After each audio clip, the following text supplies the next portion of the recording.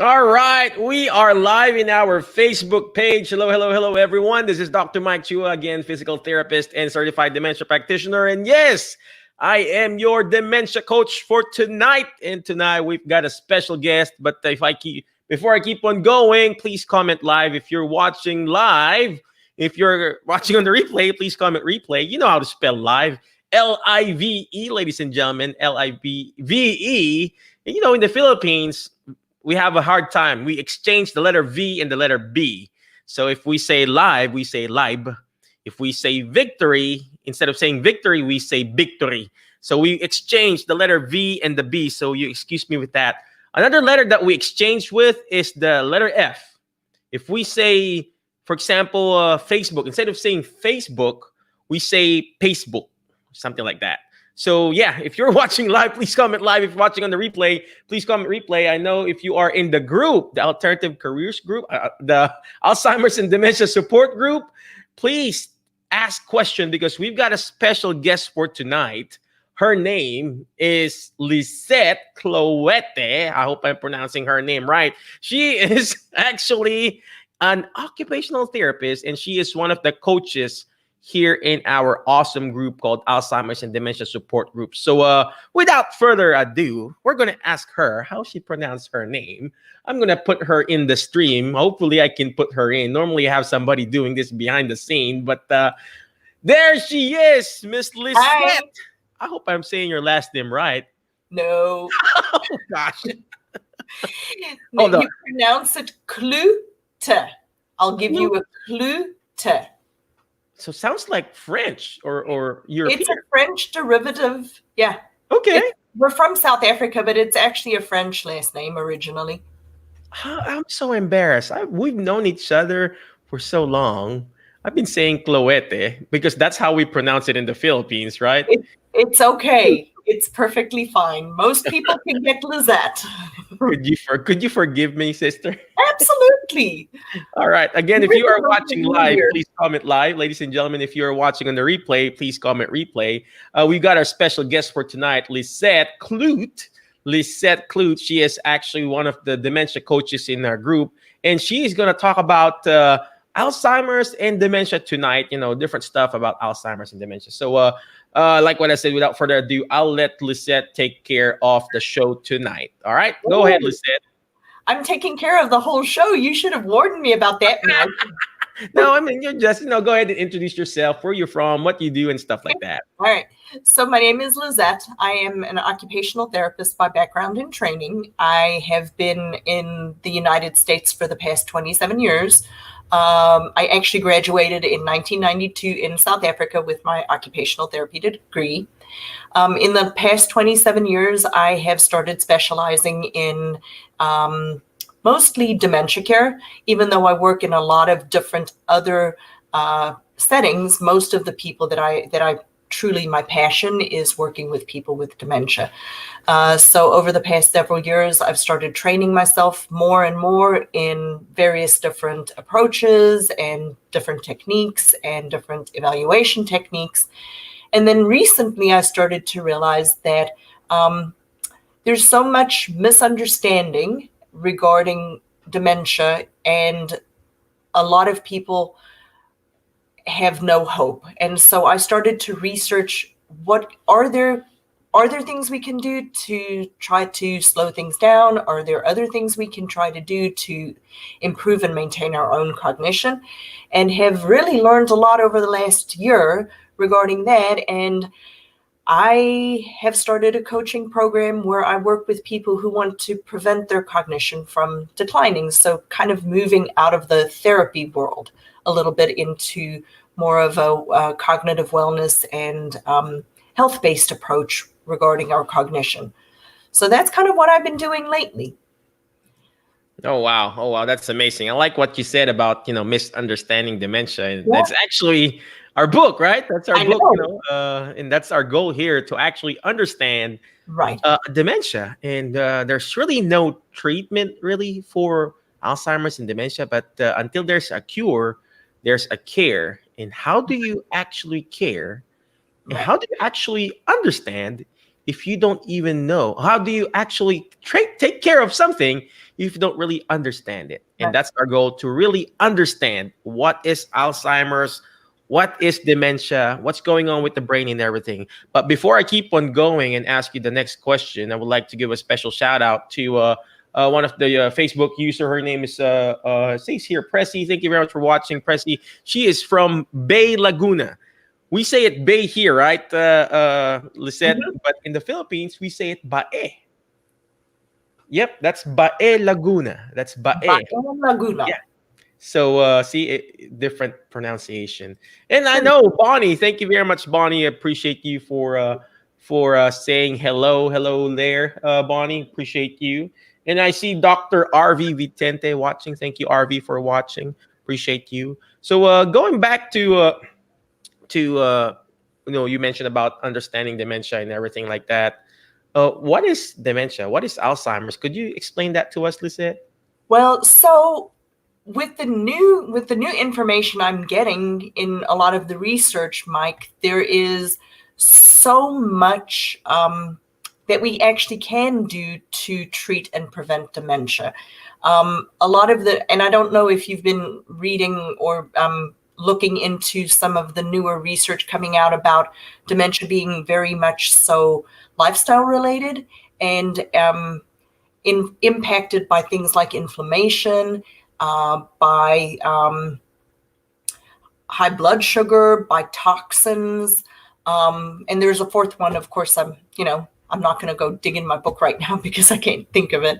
But there's a lot more information coming out that there are things that we can actually do to start to support our brain. And in the books that I'm reading recently, they're talking about the way that dementia is actually being that research is showing is that the amyloid plaque can either break up in 2 or 3 different parts. And if it breaks up in 2 parts, then it actually promotes our brain health and helps our synapses to regenerate. And if it breaks up into 3 parts, it creates dementia. And so it's been fascinating. It's been very fascinating. And there's so many doctors out there that are starting to talk more about it, about what we can do to actually reverse. They're starting to show that there are things that you can do to reverse dementia. It's not a monotherapy. It's not a pill. It's not here, take a pill, get better from dementia. It is, dementia is caused by all these different factors. Let's fix as many of these as we can and stop it from even starting. And they've had even some success with people further along in the process by just changing what they eat, changing how they, getting their inflammation under control, getting their blood sugar under control, getting all of these kinds of things optimized, and then they're able to start to reverse the effects of it. Have you heard much about this, Mike? You know what? Let's go back to what you talk about. Understanding dementia again, right? There are 2 types of what you call factors. If you are still watching live, please comment live. If you're watching on the replay, please comment replay, ladies and gentlemen. If you can share, that would be awesome, because the more shares, the better. We're streaming also in our Misunderstanding Dementia page, and also in our YouTube channel, and inside the actual group of our Alzheimer's and Dementia support group. So there are 2 factors when you want to identify Alzheimer's or dementia. First is what you call the external factor, ladies and gentlemen. Type in external in the chat box if you're still listening.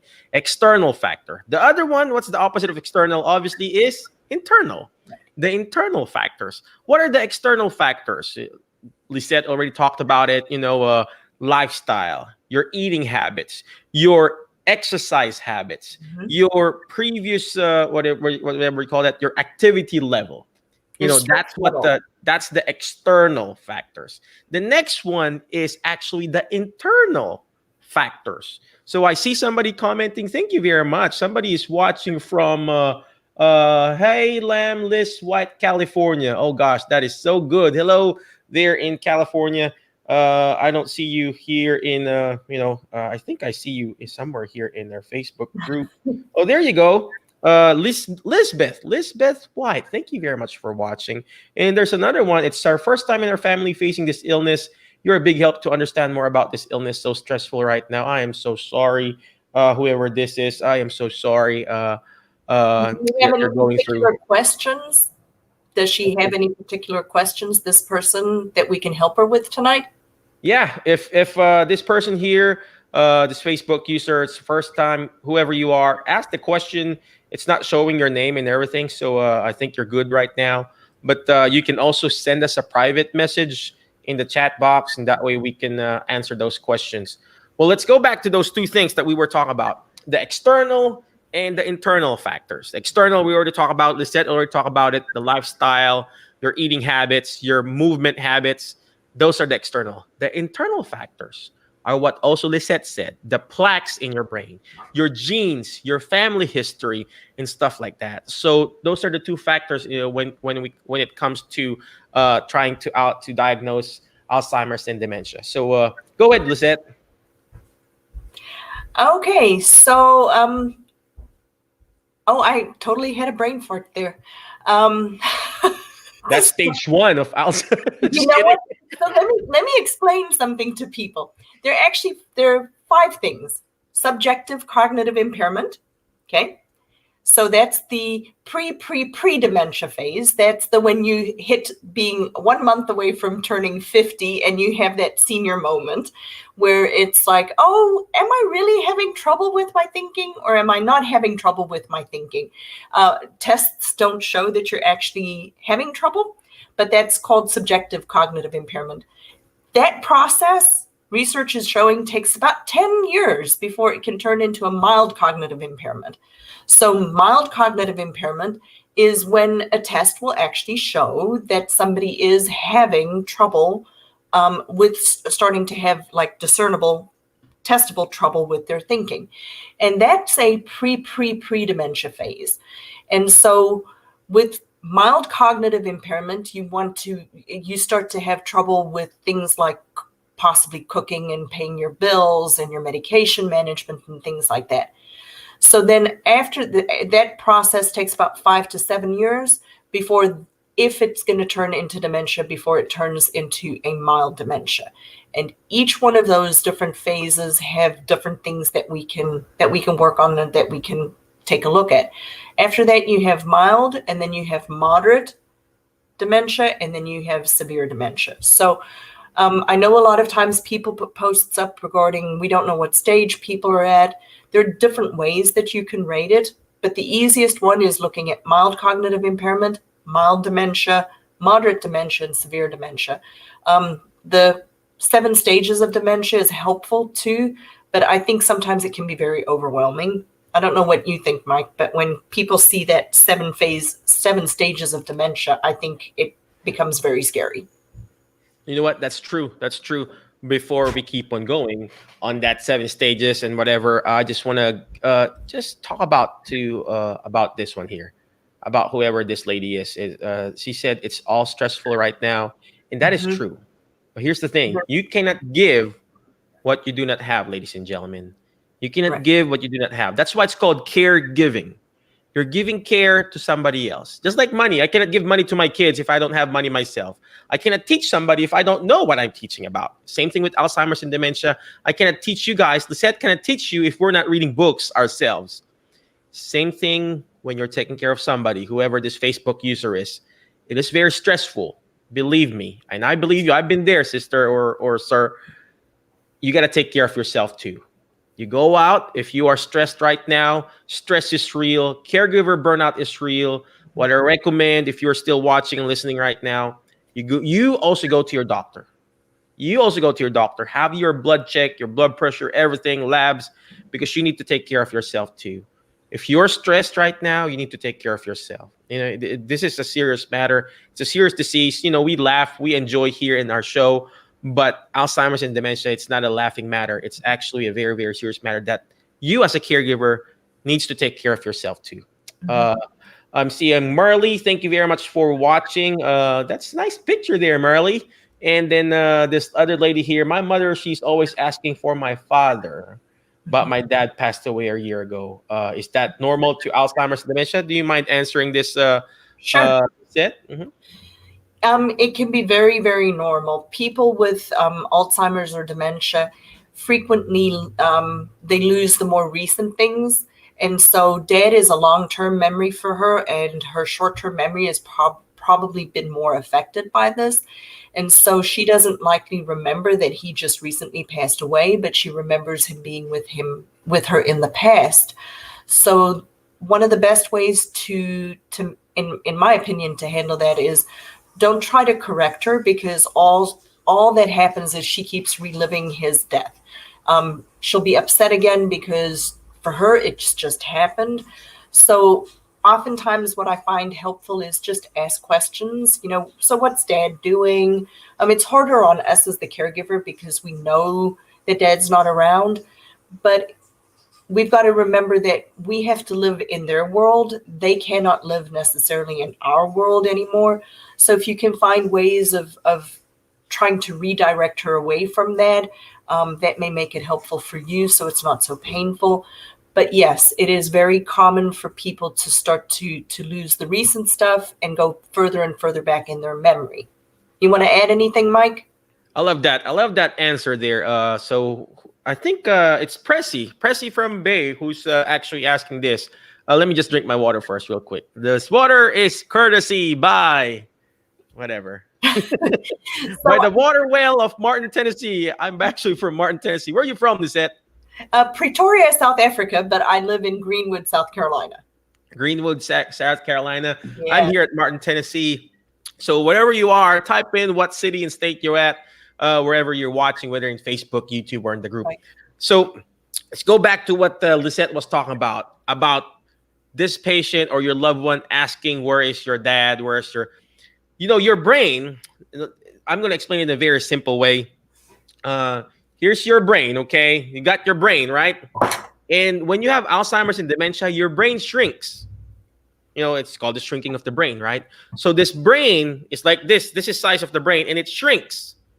And every time it shrinks, it loses the size. It loses the size, and it shrinks, right? It gets smaller and smaller. And when it gets smaller and smaller, guess what? It loses the memory. Imagine when you were young, the memory when you were young is a small brain here, right? And then your memory gets bigger and bigger as you get older and older. You add more memories, you add more layers to that brain. It's like a filing cabinet. So in the filing cabinet, you get a drawer, you open up a drawer, there's the filing cabinet 2020, 2019, 1990s, 1980s, and everything. Imagine that's a filing cabinet, okay? And you take off that short-term memory. You take off that short-term memory in the superficial area. And guess what's retained? The back part, the long-term memory. So their long-term memory is intact. Their short-term memory is affected. So the brain, let's go back to the brain. When the brain shrinks, it gets smaller. Guess what? The superficial area is gone, right? So the short-term memory will be gone. So what the dad is probably remembering is the time that they were married with his wife. So they will remember what they ate 1965, 1975, 1982, but they will have a hard time remembering what they ate this morning. So that's a great question there. And thank you very much, Lizette, for answering those awesome question there. There's another question. Yeah. So another question here from one of our Facebook user. She is asking, which book would you suggest to read? Obviously, my book. Gosh, right? So Understanding Dementia. Yeah, you can download a free copy of my book, ladies and gentlemen. Let me show it to you. It's right here. Check out my website, drmikechua.com. It's free. You can download it for free on my website, drmikechua.com. If you want to buy it, I think it's just $3.99 in Amazon.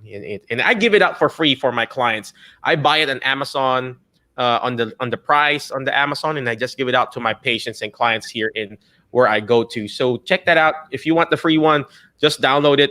But don't print it, because it's going to cost you more for the printer ink and the actual paper. So if you're going to print it, you might as well buy it at Amazon. I think it's just $3.99. I don't earn it. I earn very, very little, like 1 or 2 cents, whatever. Yeah. So, all right. Let's go back to the questions again. Lisette, let me go back. So Which book again, aside from my book? There are books out there. I know a lot of people when they ask on the website, on the Facebook group, most of the people who are caregivers or have loved ones, I might sneeze here. That's you. Excuse me. Is that COVID or what? Well, at least you don't need a mask. I was like, oh gosh. No, we're having some plumbing issues in our house, and we've got a lot of chemicals going around. It's just been. I believe. But no, a lot of people say the 36-hour day. I have not actually read that book. Probably it's our Bible. Yeah, but because I've done this for so long, and I know I've never needed to read it. Yeah, just awesome. I know, but I think it depends on what it is that you want to know, because there's so many different parts of dementia. Do you want to know the stages of dementia? Do you want to know from the caregiving side, or do you want to know from the person who's experiencing it, or do you want to know how to maximize it so that it doesn't get worse? Those are different books to read, because you're not going to find it all in one book. Mm-hmm. You got to know what information you're looking for first. But if you want to message either Mike or I, we can help you figure out which book to get next, or answer some questions for you regarding it that way. It would be helpful to know, what information you feel you need. I think it's, as a therapist, having worked with people in the hospital for years, and in home health and in outpatient and all over, the thing that strikes me the most is when somebody gets the diagnosis of, oh, mom has dementia or mild cognitive impairment, there is so much information coming at them at that moment that half of what's said doesn't go in at all. And it's only day to day as things are occurring that people have the questions, or the people have things that they need to know. And of course, at that time, they're not necessarily being seen by a physical therapist or an occupational therapist or a speech therapist. And so it's helpful to know where in the phase you are and what information you need now, because each stage is different, and it's very hard to be able to answer a question about where to start if we don't know where you are. You know what? That's true. That's true. I actually posted in the group chat the 36-hour day book. If you really want to know more about it, that is actually we call it the Bible of dementia. You're not going to read it in one sitting, because it's really thick, and it's just a resource. It's a resource about different information about Alzheimer's and dementia. Thank you for that question, asking about the book. And there's another question here from Bonnie. My loved one spent 4 days in the hospital, ended up to be in kidney infection and UTI. Now he's in rehab for 2 to 3 weeks. He'll be reevaluated, then decisions will be made, et cetera, et cetera. So if he can have a hard time decision ahead if he doesn't rebound. So any recommendation there, Lizette? Oh, this is probably the question that strikes me the most. So here are a couple of things that come out. First of all, a urinary tract infection is the single biggest change in a person's mentation, whether or not they have dementia or not. It's the fastest way for somebody's cognition to change literally overnight. The second thing is people who have dementia and then are in a hospital for 4 days. That's a change. And then they go to the rehab for another 2 to 3 weeks. That's another change. Well, their brain can take up to 4 weeks from each change to get back to normal again. And it takes, so it's sometimes when people come home, like from rehab, and they're not where they were before, and I'm working with them in home health, I always tell my family members, you need to give them 4 weeks of being back home in their own routine before you'll even know whether or not they're going to rebound, or whether or not they're going to, or whether this is the new normal. I've actually had people up to 6 weeks later, 6 weeks after coming home from rehab, before they get back to normal. So just because somebody has had those changes doesn't mean that when they're back in their normal circumstances that they cannot get back to what was their baseline before. But it will take 4 to 6 weeks for you to actually know that or not. Probably the bigger thing at that point is how much physical assistance do they need? Because it's one thing if they're needing cognitive help, but it's another thing, can you at 69 actually provide the physical type of help that they need?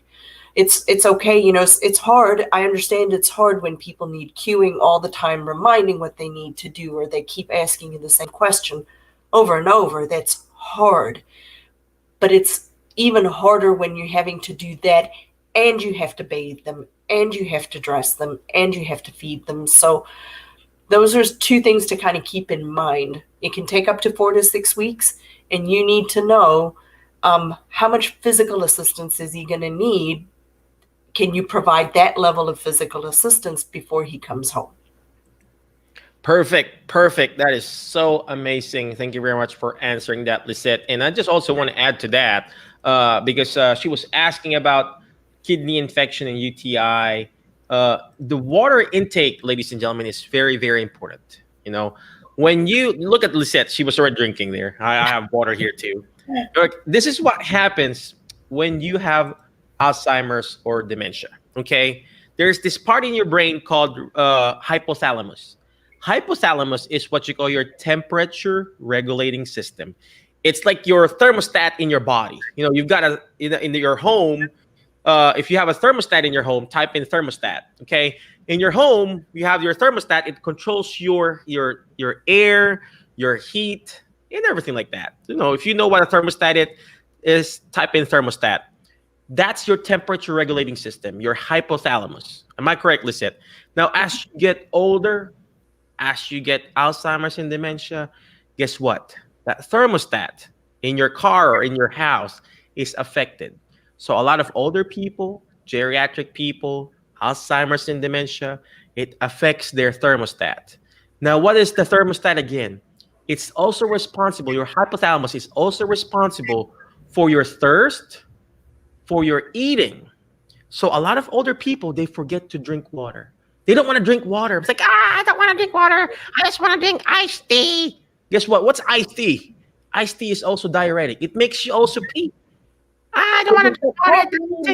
Yeah, see, and they forget to drink water. And what happens? When they forget to drink water, what happens? They get dehydrated. When they get dehydrated, guess what? They get UTI. Remember, let's talk about, I'm going to show this to you. This is a straw, right? A straw. I put it out on my drinking cup here. Every time that I don't have water passing through this straw, it gets dried up. When it gets dried up, guess what? It's going to be dirty. When it becomes dirty, guess what? Let me take that. When it gets dirty, guess what? It's going to develop urinary tract infection. Same thing with your urethra, your bladder. If it's empty and there's no water on it, guess what? It's going to develop infection because there's no water flushing it out. Then you develop UTI. And UTI makes your Alzheimer's dementia worse. When we say worse, it confuses them more. They're already confused and it confuses them more. So water intake is very important. I just want to reiterate that. Drink water, ladies and gentlemen. Our body is composed of 80% fluid. You might as well refill it with the right fluid. Your brain is composed of 90% water. Your brain, right? Your brain is floating on fluid, ladies and gentlemen. It floats on what you call cerebrospinal fluid, CSF.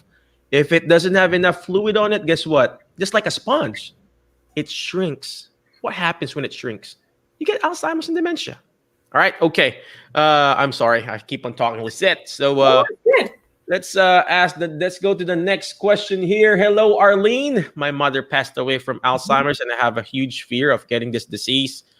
You know what? It is scary. My dad had MCI. And it is scary. But here's the thing, Arlene. Worrying is just like a rocking chair. You may feel like you're moving, but it doesn't take you anywhere. What you need to do as a caregiver or if you have a direct relative that had it, you control the external factors. You cannot control the internal ones. The internals are already given, but you control the external factors. What are the external factors? Smoking, drinking, your eating habit, your exercise habit. Movement matters to your brain matter. Movement matters to your brain matter. What's the brain matter? Your brain matter is your muscle in your brain. So you have to keep exercising. All right. So don't fear this disease. You understand it. Once you've understand it, you'll be able to face this enemy. Yes, we are not treating Alzheimer's, we're not treating dementia, but once you understand this, we can prevent. We can at least decrease the risk for getting it. Am I correct, Lisette? Well, what she can do too, Mike, is I'm actually working on a coaching program to teach people how to maximize their brain functioning and maximize the factors, the external factors. There are right diets, there are right exercises, there are right things that we can do that we can control. There's a lot that we can control.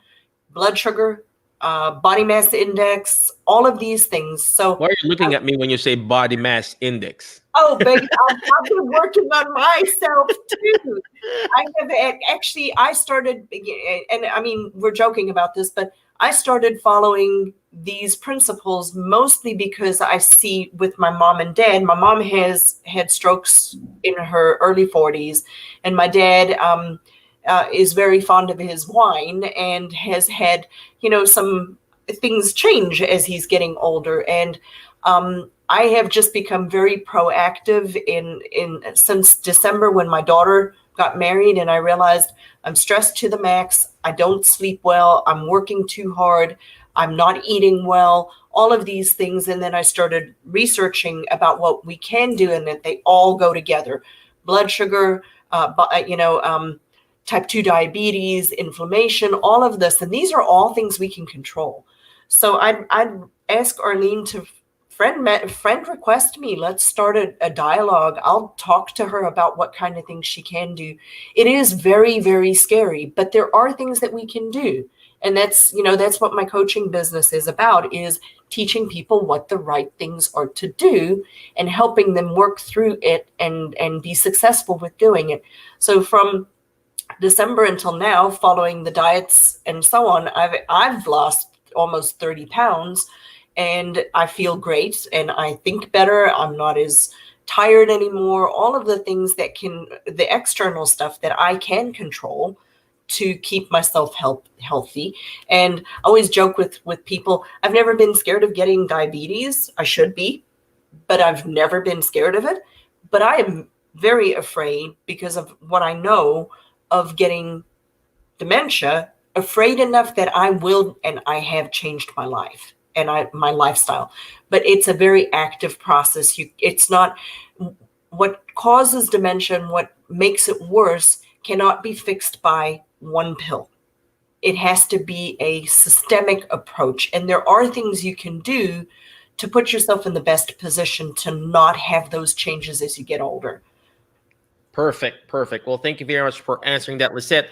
But before we keep on going, hang on tight. Just keep on asking those questions there. But we will be back in a few seconds. Thank you, and we'll be back real quick. HelloNote is a truly therapist-friendly practice management solution with integrated EMR that will enhance workflow, efficiency, and patient care.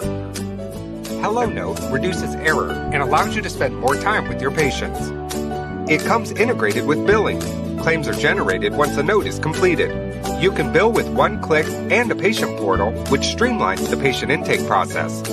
Beautifully engineered and cloud-based for easy accessibility, the software works on all platforms. You can access patient records from anywhere. We also offer 24/7 support. HelloNote is the practice management solution that you're looking for.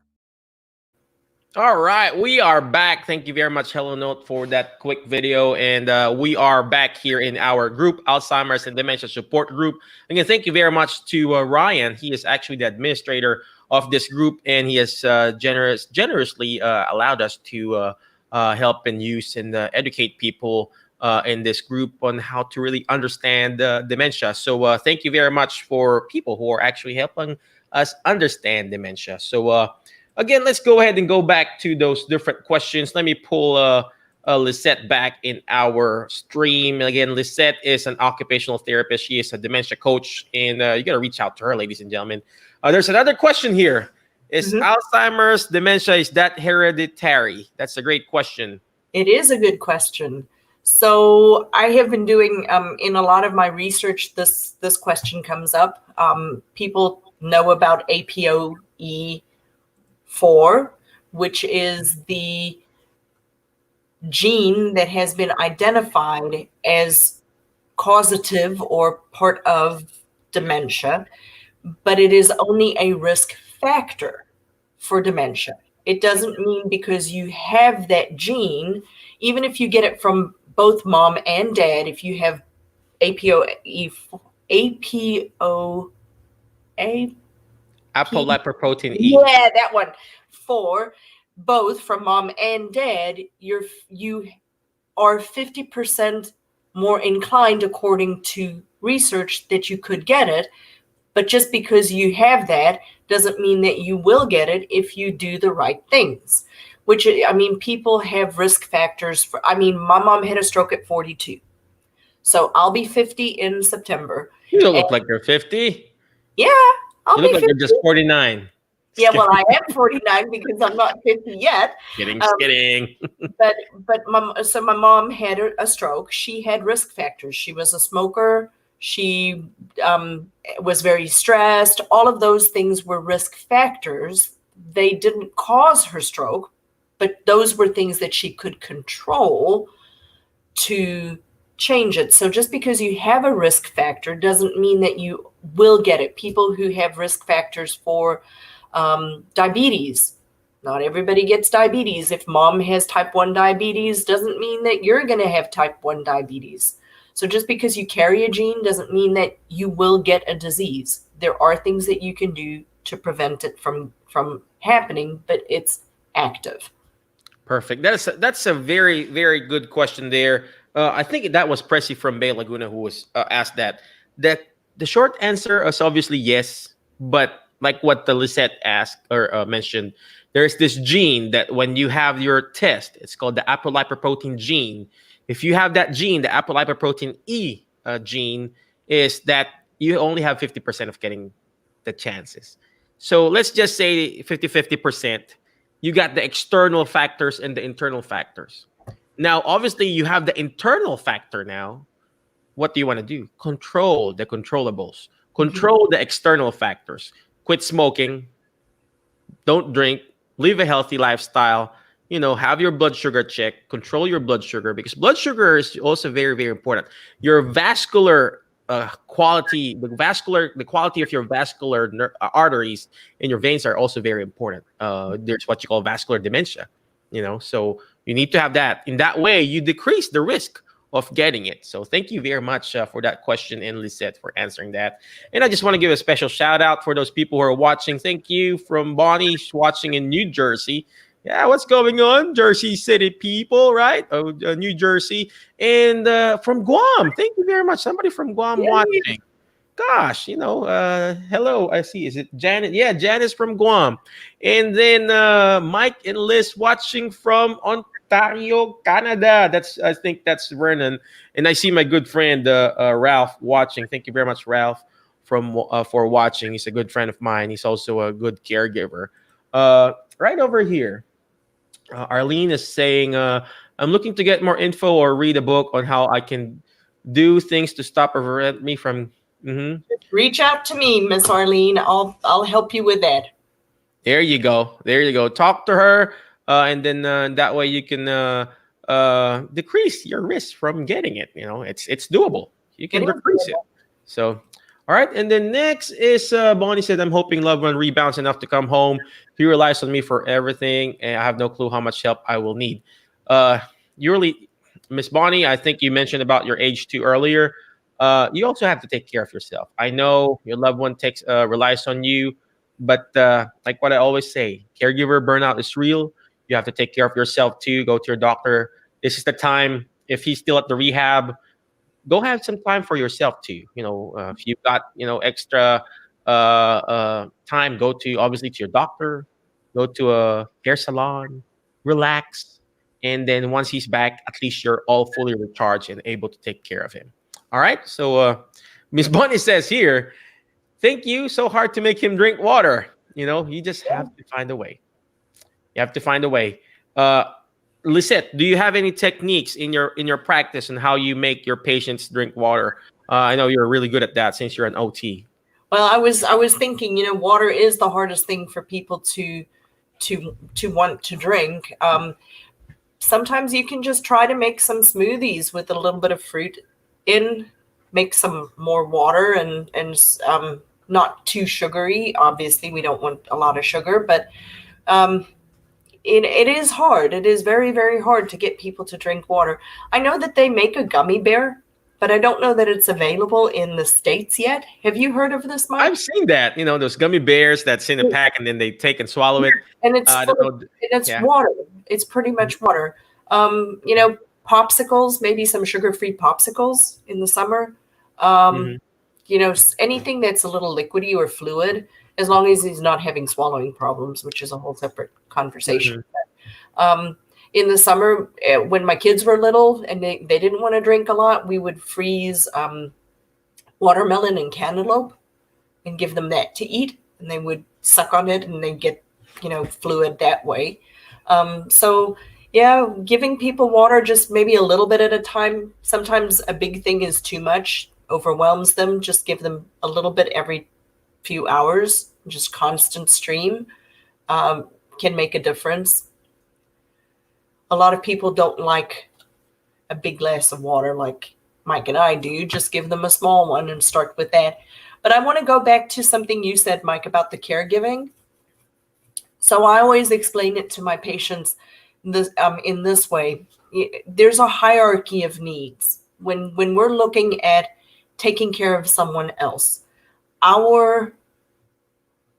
the first thing we do is we take care of, most people take care of them, the person needing help first. And that's actually the wrong way around. To start with, when you take care of someone else, the first thing, the most important, the foundational thing that has to be able to function is the household. Because if you can't get groceries, if you can't get your medication, if you cannot, put food on the table, if you can't pay the bills, nothing works. So the most important thing to take care of first is the household. Make sure that the household's running. And I'm not saying that you as the caregiver need to be the one doing all of these things. You just have to have things in place to make sure that the household is running. The second thing that you need to take care of is not the person with dementia, it's you.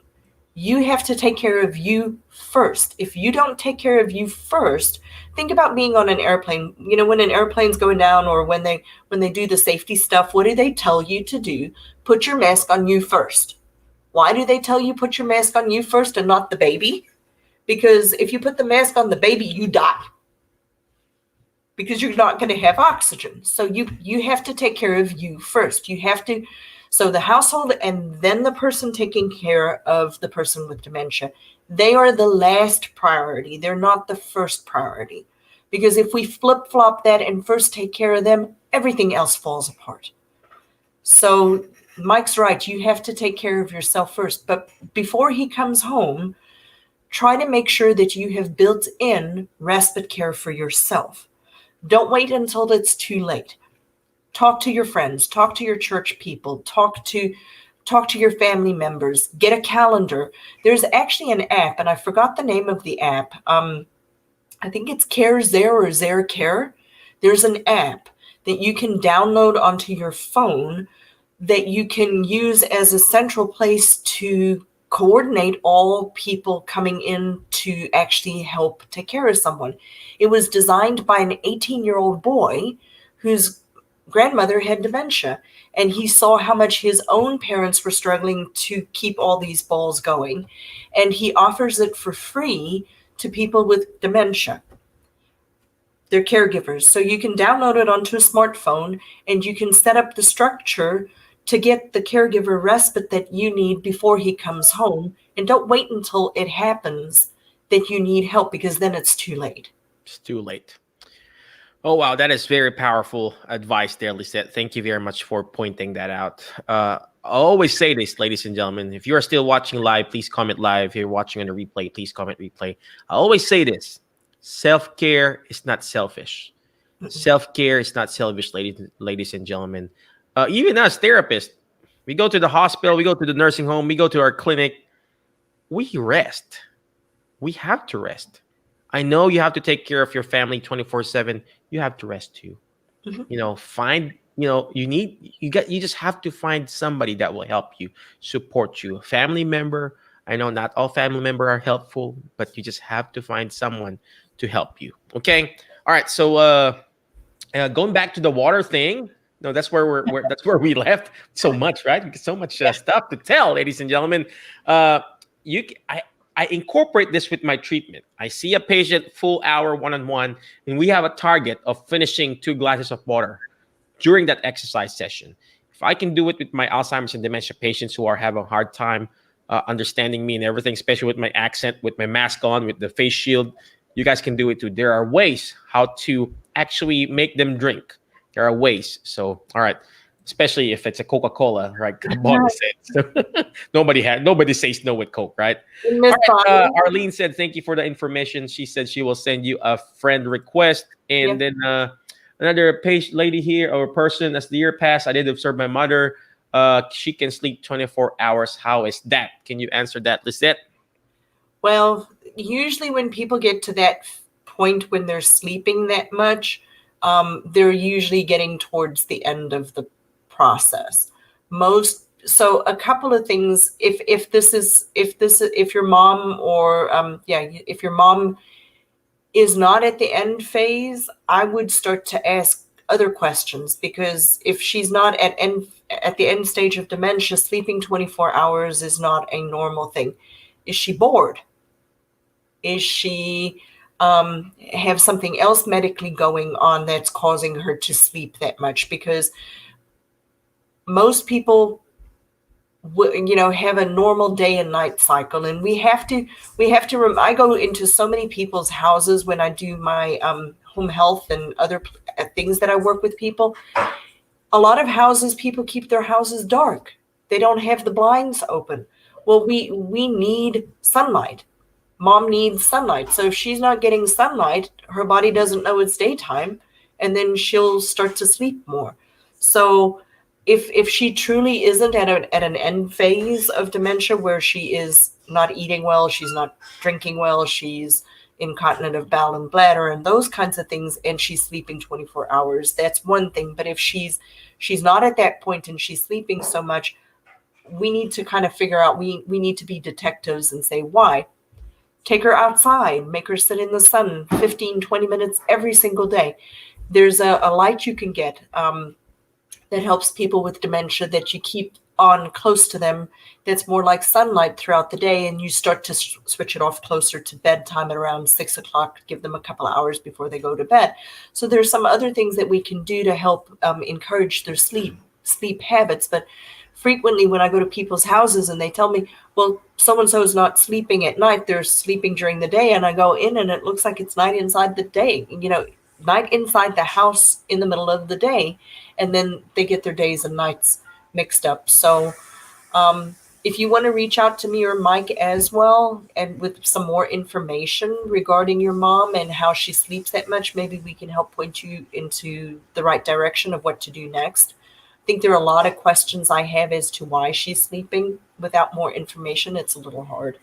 Yeah, that's actually a very good question and a very long answer because there are a lot of factors. Again, your medication, most of the time it's the medication. Second is the activity level. What kind of activities is this loved one doing? Are they even sitting up at the edge of the bed? Are you even waking them up? Are you even having a normal routine? You have to have a normal routine, especially with Alzheimer's and dementia. You have to give them a normal routine. Even me, if I don't wake up in a certain time and I hurry up, no, I know this is too much information. If I hurry up during the day, if I don't wake up early, and then I did exercise in the morning, do I look like I exercise to you, ladies and gentlemen? No. If I don't exercise and walk, my bowel movement is not moving. Yeah. Not moving. But if I exercise, I drink my coffee in the morning. I drink my little shake. I might drink my water. Guess what? Routine, bowel movement. Mhm. If you don't have that regular routine, it's going to have a hard time. You're going to have a hard time to do this. So there needs to be a routine. And like what Lisette mentioned earlier, you need to have to take care of yourself. If you yourself don't have a routine as a caregiver, if you yourself don't have a regular exercise routine, you'll have a hard time taking care of your loved one too. That's just the fact. So, okay. Somebody asked here, can I sign up for the CARE seminar? Yes, if you are a nurse, a therapist, an OT, a speech therapist, or any kind of therapist or a medical professional, yes, you can attend that course. But if you are a caregiver, Lisette and I are going to have a webinar soon. It's going to be much more affordable. This Alzheimer's disease and dementia care seminar. This is actually for healthcare professionals. It's a little bit pricey. It's around $247, I believe. It's a certification course for you to be a certified dementia practitioner. If you want to be a certified dementia practitioner, yes, you can attend that seminar. But if you just want the regular informational stuff, Lisette and I are going to have this webinar soon. So watch that out. October the 3rd. Is October that the 3rd. Is that right? what we talked about? Let me check my calendar here. Oh, I know it is. All right, let me check. You know how we are. October the 3rd. That's going to be a Saturday. So, yep. Watch that out. I still have my memory, Mike. I'm on stage 1, denial. So, for anybody who is out there live, I am actually going to be doing a webinar kind of talking about some of these things we've talked about tonight on September the 16th at 8 o'clock. And it will be in this group as well. And it'll also be on my Facebook page. So September the 16th, which would have been my grandmother's 98th birthday. Wow. And she actually, she ended up dying from or with dementia. So I'm kind of excited to be able to do it on her birthday. So September the 16th, and we're going to talk about the newer research into what we can do to prevent our brains from not being so happy with us anymore, and how to actively take control. So it'll be 8 o'clock Eastern Standard Time on September the 16th.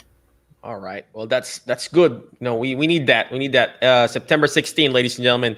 But before I keep on going, I just want to give a shout out to my friend here, Miss Amanda. She is one of the Alzheimer's support group people here in Tennessee. She's really awesome. Let's go ahead and go back to the questions here. It says here, this support group is fantastic. Thank you very much. I appreciate you. And then Miss Bonnie said, thank you for caring. It's been about 5 months since I've done anything outside of our home. It's about time, Miss Bonnie. You really got to take care of yourself. Despite COVID, you should still go out. Just wear your mask, wash your hands. We go out every day. We go into people's houses. Just do your protective measures. Wash your hands and wear your mask. Perfect. Like what I see earlier, I'm fearful. Yes, it's okay to fear something, but if you understand it, you don't have to fear anything. You don't have to fear anything. If you understand what's going on, you don't have to fear anything. You can take care of the proper precautions. And then my good friend, Mr. Don Pauly. What's going on, Don? Look, he's even wearing a mask. So thank you very much, Don, for watching. And then thanks for doing this live. This is fantastic. I've learned a lot. Thank you very much. We appreciate you, one of the Facebook user there. So shout if you have questions. Friend request Mike or myself or both of us, and we'd be happy to answer questions for you.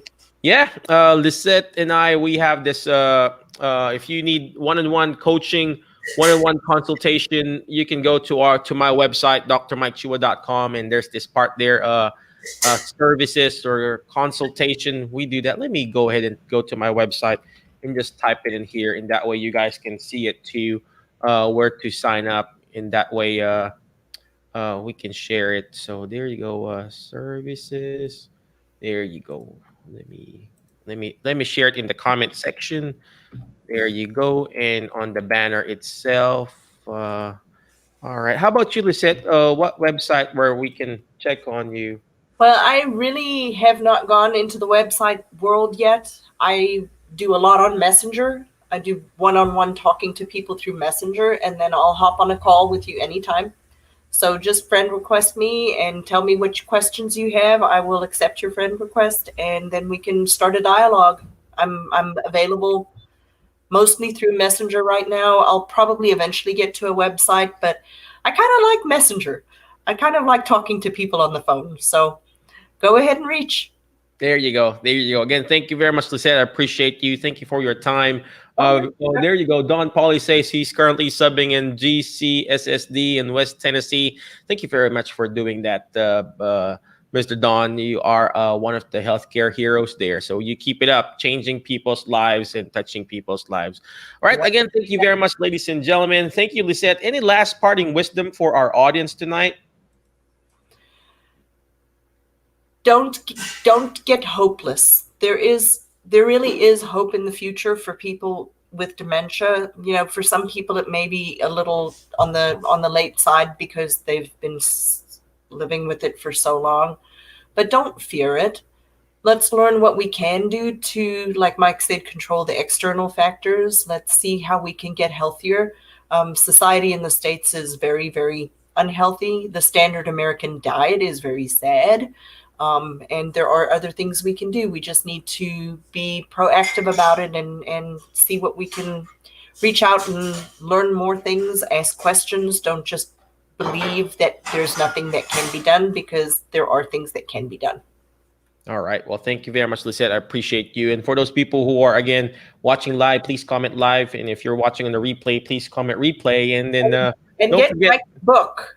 There you go. Download a free copy of that ebook, Misunderstanding Dementia at drmikechua.com. And then if you want the services and everything, it's drmikechua.com/services. And then I also put up the Amazon links in the chat box wherever I posted. I don't know what I'm doing, but I'm just. You did a good job for not knowing what you're doing. I know, right? I mean, normally there's somebody behind this doing all of this stuff, and I'm doing it. So, again, thank you very much, ladies and gentlemen. But before I let you go, ladies and gentlemen, always remember the word FAST. FAST. Letter F. Letter F. Find friends that will actually help you. Find friends that will believe in you. Find friends that will push you to your next level, because you are the average of the 5 people you hang out with. So who are you hang out with? Are you hang out with awesome people like Lisette? Guess what? I hang out with her today. Guess what? I'm going to be awesome too, because I know she's awesome, right? I know she's awesome. Next is letter A. You got to learn how to take action. Take action by downloading that book. Take action by reaching out to Lisette. Take action by taking care of yourself. It doesn't have to be a big, it doesn't have to be a big vacation in the Bahamas or a big vacation in somewhere else. Yeah, just go out, walk along the way, walk in your neighborhood. If you don't have a neighborhood that's safe, walk inside your room, do some marching plays, do some simple exercise. You can do that. All right, take action. Next letter is letter S. Share and subscribe. Share our Facebook page. Share our live stream, and subscribe in our YouTube channel, or subscribe on whatever where we're streaming this, in our podcast or whatever. And last but not the least, letter T. Letter T.